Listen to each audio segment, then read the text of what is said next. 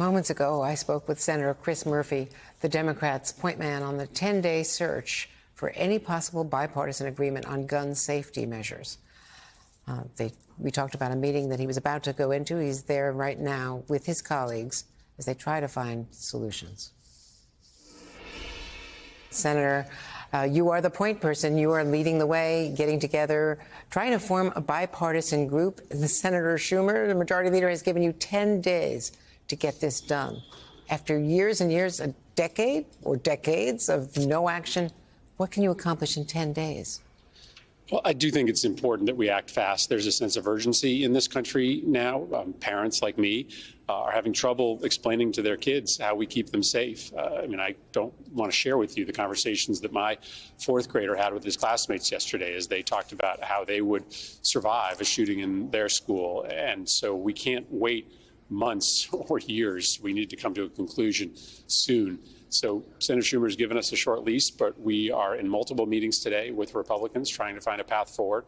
It won't be everything I want. It won't be universal background checks. It likely won't be a ban on assault weapons, but maybe it's an expansion of background checks. Maybe it's red flag laws. Maybe it's adjusting the age that you can purchase weapons. Whatever it is, if it saves lives, it's good enough for me. It's a start. So I'm sober-minded about our prospects, our chances of success, but I'm going to do my best.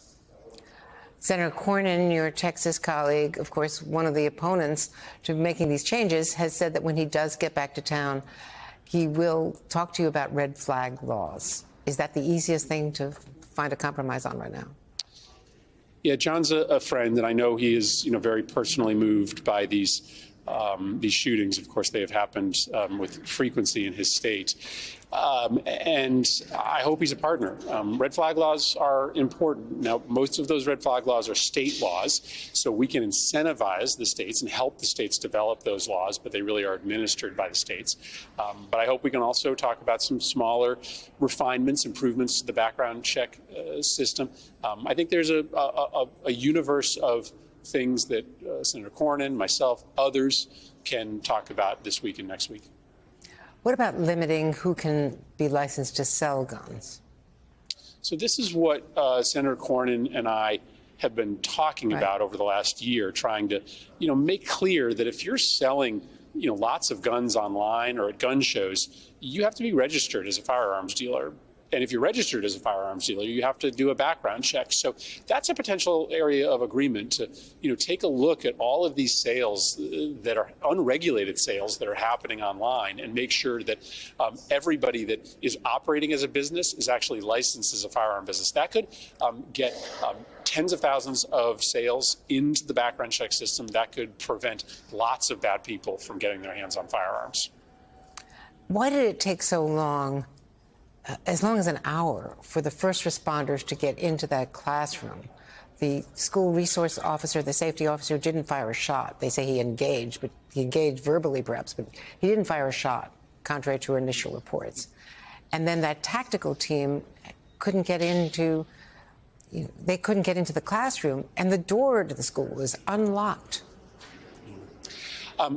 Andrea, I haven't gotten a detailed briefing yet on what happened inside that school, and I don't want to second guess our first responders. Those are often very urgent, difficult, and chaotic situations. But what I do know is this: over and over again, we have been given proof that arming our schools, putting adults with guns in and around our schools, doesn't seem to protect our kids. There was plenty of adults with guns at that school 2 days ago. There was a person with a gun in Parkland. There was a person with a gun in Dayton, in Dallas. And over again, these shooters only need a handful of minutes in order to kill 20, 30 kids because of the power of these guns, get away with it. So for my colleagues here who say the answer is to just put more people with guns in our schools, all the evidence tells us that that's not true.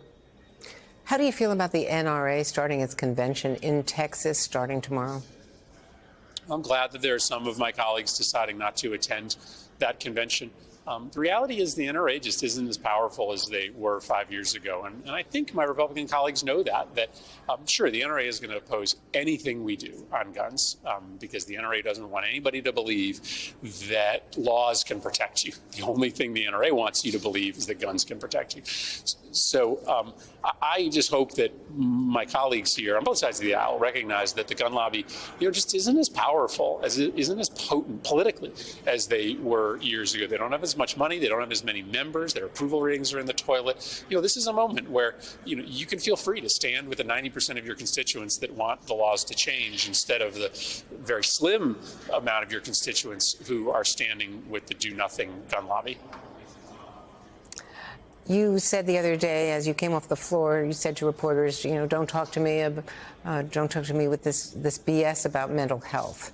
I'm paraphrasing you, but what do you say to Ted Cruz, Governor Abbott, others who talk about, arming the schools? You just addressed that, and the mental health problems.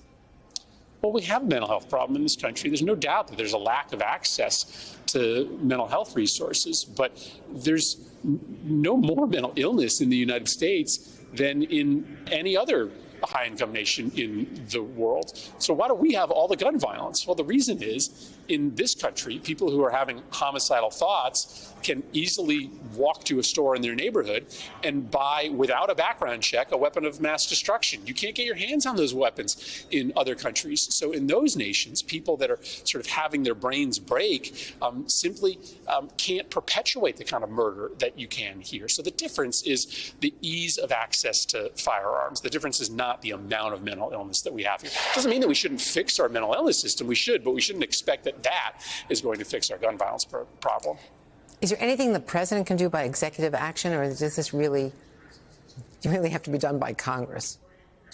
Well, I think the president can lead the national conversation. My hope is that every single day the president is talking about the urgency of action, and that he's helping us organize the American public to put pressure on my colleagues to come to the table and do something. But I think there are a few more executive actions the president could take, but I think really the ball is in our court. Really, this is something that the Congress has to take a hold of right now.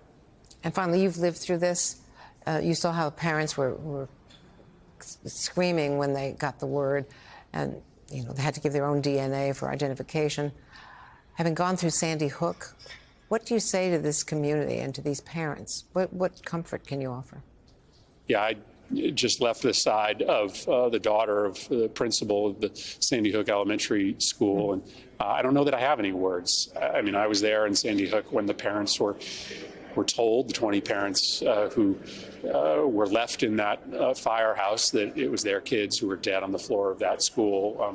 Things I heard and things I saw, I wish I never heard and saw. So I don't know that I have any words of comfort for the families in Texas, other than there are people to help you. There are people that have gone through this, and that there are people in Washington like me that are going to try to make sure that this never happens again. I don't know that any of that is sufficient. In fact, I'm sure that none of that is sufficient.